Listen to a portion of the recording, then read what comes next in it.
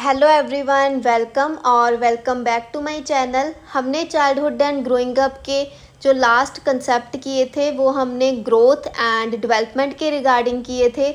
हमने इन दोनों का डिफरेंस भी देख लिया है and we have also seen the principles of growth and development के जो डेवलपमेंट का प्रोसेस है वो एक कॉन्टीन्यूस प्रोसेस है, वो एक पैटर्न को फॉलो करता है जिसमें हमने दो इम्पॉर्टेंट पैटर्न्स के नेम देखे थे।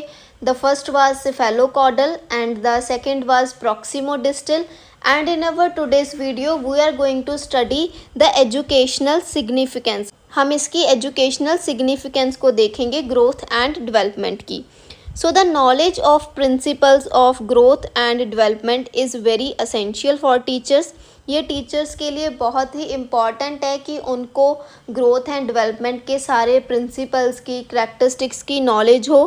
It helps them creates a learning environment that meet each student's unique needs। हमने इसके करैक्टरिस्टिक्स में एक पॉइंट किया था इंडिविजुअलिटी का, कि मतलब इंडिविजुअल डिफरेंसेस होते हैं। हर बच्चा अपनी ओन पेस पर वो डेवलपमेंट करता है, उसकी डेवलपमेंट होती है। तो टीचर क्लास में एक इस तरह का supportive environment, learning environment create करेगा कि वो हर एक इंडिविजुअल की जो नीड्स हैं उसको मीट कर सके। By knowing the different stages teacher can teach in ways that help students learn best. The following are some of the uses of principles of growth and development. So the very first is that it helps teacher in providing proper guidance program by having an insight and understanding of individual differences। तो ये मैंने अभी बात की है individual differences की, कि जो एक बच्चा है, दो जो पर्सन्स हैं वो एग्जैक्टली सेम डेवलप नहीं होते, उन दोनों में भी डिफरेंसेस होते हैं। तो टीचर को अगर इस बात का पता होगा, वो इस हिसाब से जो सपोर्टिव एनवायरनमेंट है, लर्निंग एनवायरनमेंट है, वो क्रिएट करेगा, क्लास में बनाएगा। Then second point is that it helps both the parents and teachers in knowing that what they should expect from their children, neither what is beyond their developmental stage nor what is below than that। जैसे हम बोलते हैं कि जो development का process है वो predictable है। हमें पता है कि बच्चे की कब वो उसमें मैच्योरिटी आएगी या फिर कब उसका ये वाला पार्ट ग्रो करेगा, उसकी डेवलपमेंट होगी।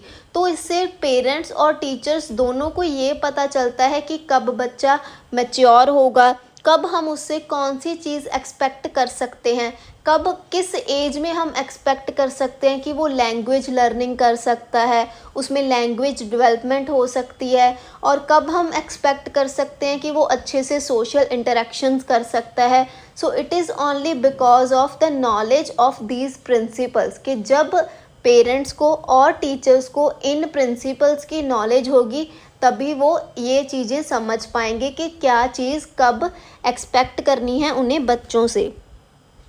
Then the third point is understanding the developmental needs enable the creation of supportive learning environment, fostering a social and emotional cognitive growth। What this point says, ये पॉइंट क्या कहता है कि teacher को ये नॉलेज होनी चाहिए डेवलपमेंटल नीड्स की। जब टीचर को ये पता है कि हमारे जो फैक्टर्स हैं, जैसे कि हेरिडिटी हो गया, इन्वायरमेंट हो गया, और जो डेवलपमेंट का प्रोसेस है वो कंटेक्चुअल है, मतलब सोशल फैक्टर्स भी इन्फ्लुएंस करते हैं, इसे कल्चरल फैक्टर्स भी इन्फ्लुएंस करते हैं, and the other factors are genetic and environmental. तो उस हिसाब से अकॉर्डिंगली वो एक सपोर्टिव लर्निंग एनवायरनमेंट को क्रिएट करेगा बच्चे के लिए, ताकि उसकी हर तरह की ग्रोथ हो सके, सोशल, इमोशनल और कॉग्निटिव ग्रोथ। इसको हम उस पॉइंट से भी रिलेट कर सकते हैं जो हमने करैक्टरिस्टिक्स किया था कि जो डेवलपमेंट का प्रोसेस है it occurs as a whole, कि जो सारे हमारे एस्पेक्ट्स हैं, cognitive, emotional, social, moral, they all are interrelated और ये इंटर डिपेंडेंट होते हैं।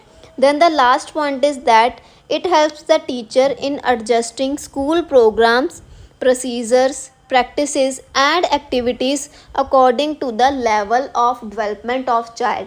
के मतलब बच्चे का जो डेवलपमेंट का लेवल है कि इस एज पर बच्चा ये सीख सकता है, इस एज पर बच्चे को ये चीज़ सिखाने की हमें ज़रूरत है, तो ये टीचर को देखना है कि किस डेवलपमेंटल एज पर उनको कैसे प्रोसीजर्स लाने हैं। ये स्कूल को भी हेल्प करता है कि उन्हें कैसे प्रोग्राम्स किस क्लास के लिए, किस एज ग्रुप के लिए बनाने चाहिए, इस्टेब्लिश करने चाहिए, ऑर्गेनाइज करने चाहिए। So that's all for the educational significance in principals की, ग्रोथ एंड डेवलपमेंट की। In our next video we will move to the next topic which is the factors influencing growth and development. उसमें हम heredity और environment के बारे में देखेंगे। Heredity के फेवर में जो आर्गूमेंट्स हैं उनको देखेंगे और जो इन्वायरमेंट के फेवर में आर्गूमेंट्स हैं उनको भी देखेंगे। Thank you for watching. Stay tuned for the next video.